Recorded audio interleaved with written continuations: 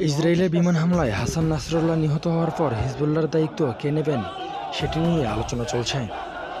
বার্তা সংস্থা রয়টার্স জানিয়েছে, সশস্ত্র এই গোষ্ঠীটির পরবর্তী প্রধানের দায়িত্ব নিতে পারেন হাশিম সাফিউদ্দিন।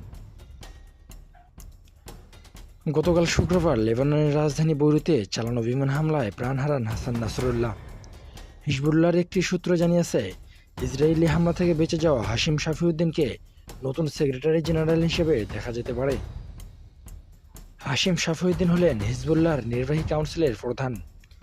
তিনি হিজবুল্লাহর রাজনৈতিক দিকটিও দেখেন। এছাড়া জিহাদ কাউন্সিলের সঙ্গেও যুক্ত আছেন তিনি। এই জিহাদ কাউন্সিল হিজবুল্লাহর সামরিক অভিযানগুলো পরিচালনা করে থাকে।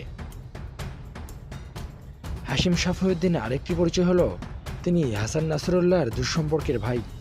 তিনি একজন ধর্মীয় ব্যক্তিত্বও। বার্তা সংস্থা রয়টার্স জানিয়েছে, হাসান নাসরুল্লাহর পরিবারের সঙ্গে সম্পর্ক, শারীরিক গঠন একই রকম, ব্যক্তিত্ব ও মহানবীর বংশধর হওয়ায় তার উপরে হিজবুল্লাহর দায়িত্ব আসতে পারে। হাশিম সাফিউদ্দিন সবসময় যুক্তরাষ্ট্রের কড়া সমালোচনা করে থাকেন। এর পরিপ্রেক্ষিতে 2017 সালে যুক্তরাষ্ট্র তাকে তাদের সন্ত্রাসী তালিকায় যুক্ত করেন। গত জুনে সাফিউদ্দিন ইসরায়েলকে কঠোর যুদ্ধের হুমকি দিয়েছিলেন।